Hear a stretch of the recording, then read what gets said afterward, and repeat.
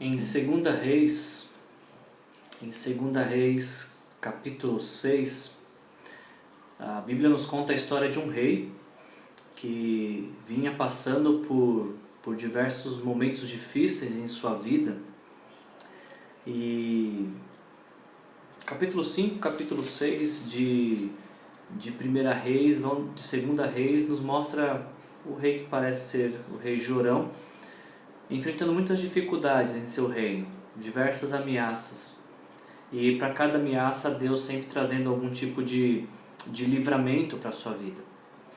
Mas aí quando chega no capítulo 6 de 2 Reis, a cidade que ele era governante, a capital, Samaria, nos diz 2 Reis 6, 24. Algum tempo depois, Ben-Hadad, rei da Síria, mobilizou todo o seu exército e cercou Samaria. O cerco durou tanto, e preste atenção nisso, 2 Reis 6, 25, o cerco durou tanto e causou tamanha fome que acabou trazendo uma grande inflação de preços naquela cidade, naquela história. E aí o rei, indignado com aquela situação de fome, de escassez, de dificuldade, ele fala no versículo 30, 2 Reis 6:30, quando o rei ouviu essas palavras, rasgou suas próprias vestes, e isso era um sinal de indignação, mas também de profunda tristeza. E ele, diz o texto, que como estava sobre os muros, o povo viu que ele estava usando pano de saco por baixo, junto do corpo, e ele disse: Deus me castigue com todo rigor se a cabeça de Eliseu, que era um profeta, continuar hoje sobre os seus ombros. Ora, Eliseu estava sentado em sua casa, reunido com as autoridades de Israel. O rei, que está sofrendo, passando por alguma dificuldade, que está vendo o seu reino em crise, o rei havia mandado um mensageiro à sua frente, mas antes que ele chegasse, Eliseu disse às autoridades: aquele assassino mandou alguém para cortar minha cabeça. Quando o mensageiro chegar, fechem a porta e mantenham-na trancada. Vocês não estão ouvindo os passos do seu senhor que vem atrás dele? E aí o que eu queria compartilhar com você hoje, através desse vídeo, é o versículo 33. 2 Reis 6:33, porque esse versículo diz as seguintes palavras: enquanto ainda lhes falava, o mensageiro chegou. E na mesma hora que o mensageiro chegou, o rei disse: esta desgraça, ou aquela crise que estava acontecendo na nação, esse rei disse: essa desgraça vem do Senhor. E aí, olha a pergunta que esse rei faz: por que devo ainda ter esperança no Senhor? O rei Jorão está vivendo um período de crise na sua nação. Uma crise que se arrastava por um longo período, mas que foi intensificada agora por conta desse cerco que o rei Ben-Hadad, o rei da Síria, cercou a cidade.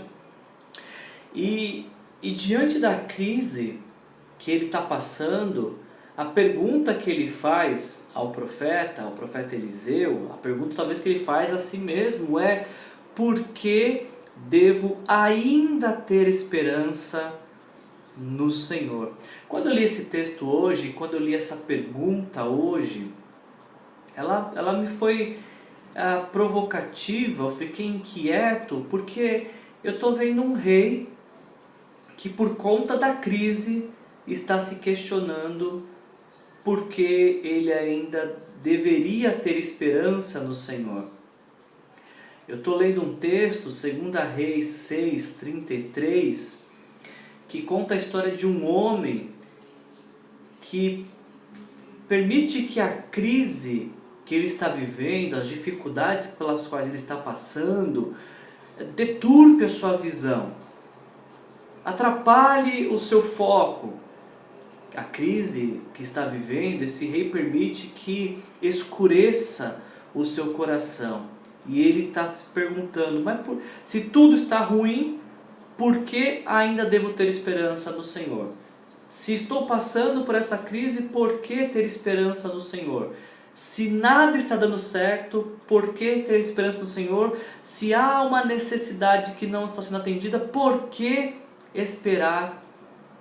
Por que devo ainda ter esperança no Senhor? E quando eu li essa frase hoje, essa pergunta, eu me fiz a mesma pergunta. Por que hoje eu devo ainda ter esperança no Senhor? E eu te faço essa pergunta: o que te leva hoje a ter esperança no Senhor?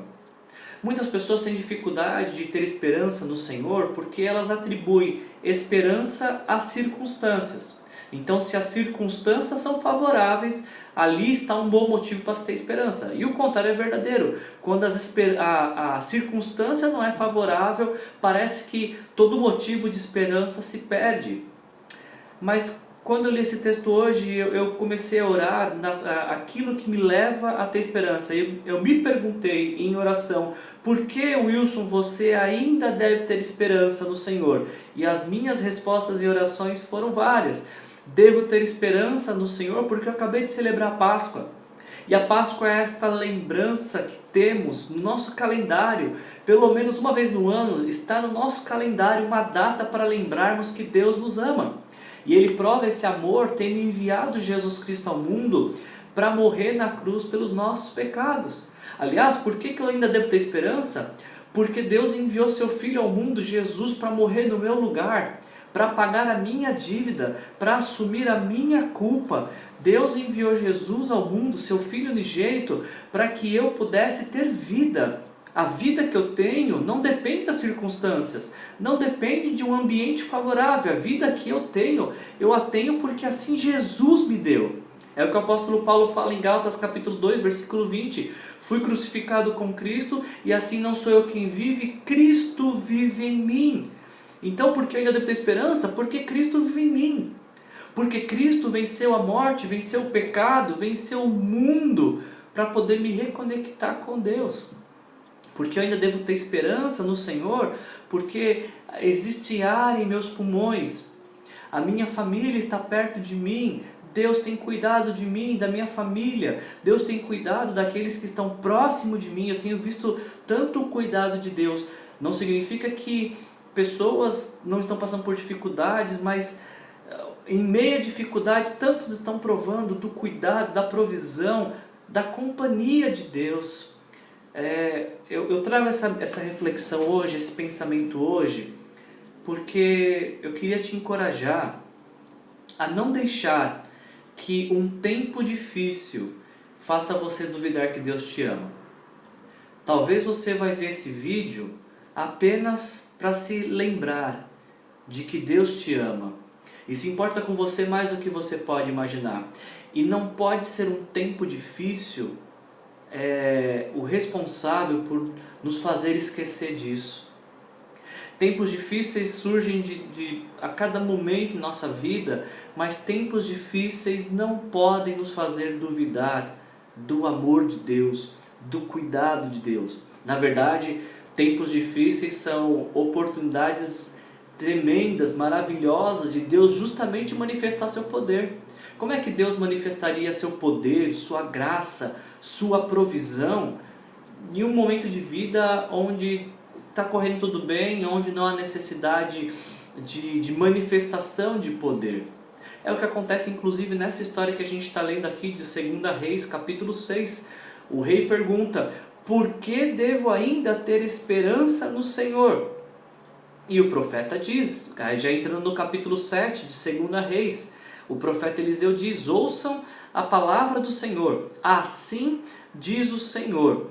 Amanhã, por volta desta hora, esta hora que você está perguntando por que eu devo crer no Senhor, amanhã, nesse mesmo horário, na porta de Samaria, tanto uma medida de farinha quanto 2 medidas de cevada serão vendidas por uma peça de prata. Ou seja, em menos de 24 horas Deus vai solucionar a crise e vai restaurar a economia e vai restaurar a vida da cidade.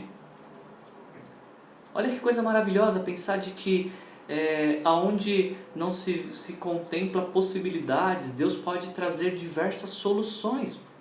Porque ele não está preso à circunstância, ele não está preso a nenhuma das dificuldades que nós podemos nomear e que achamos difíceis demais. Pelo contrário, ele é poderoso e ele pode fazer infinitamente mais do que nós pedimos ou do que nós pensamos.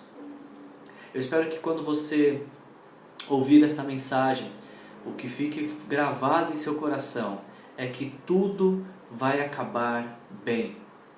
Pode ser que não hoje, pode ser que não amanhã, mas em breve tudo vai acabar bem. As estações do ano nos mostram de que nenhum inverno dura para sempre. Pode ser o mais rigoroso inverno, mesmo o mais rigoroso inverno não resiste aos primeiros dias de primavera. Podemos estar passando por um rigoroso inverno agora, por muitas dificuldades, que como este rei talvez nos faça questionar por que devo ainda ter esperança no Senhor. Tem um texto da Bíblia em Lamentações capítulo 3 que vai nos lembrar por que devemos ter esperança no Senhor. Porque esse texto, Lamentações 3, diz: devemos ter esperança no Senhor, porque as misericórdias do Senhor se renovam a cada manhã. Cada vez que você fecha seus olhos e dorme, quando você desperta para um novo dia, você desperta para um novo dia da graça e da misericórdia de Deus sobre a sua vida. Por isso eu quero te encorajar a entregar sua vida para Jesus. Aonde você estiver e no momento que você estiver. Talvez você está vendo esse vídeo em um momento muito preciso, específico da sua vida. Aonde quer que você esteja, pare por alguns instantes. Abra o seu coração para Deus. Comece a falar da sua esperança nele e de motivos pelos quais você confia nele. Talvez sua primeira oração vai ser simplesmente de entregar a sua vida para Jesus, se arrependendo dos seus pecados e reconhecendo Ele como Senhor e Salvador. E aí quando as crises surgirem, as dificuldades surgirem, e junto com as dificuldades surgir a pergunta: por que devo ainda ter esperança no Senhor? Você pode, cheio de confiança, dizer: ainda posso ter esperança no Senhor, porque se quando eu era pecador Ele morreu por mim, o que Ele não fará agora que entreguei minha vida para Ele, minha vida pertence a Ele. Essa é a nossa esperança. Nós pertencemos a um Deus que nos ama e que se importa com a gente mais do que podemos imaginar. Não permita que um tempo difícil te faça esquecer que Deus te ama e se importa com você. Um grande abraço, que Jesus te abençoe.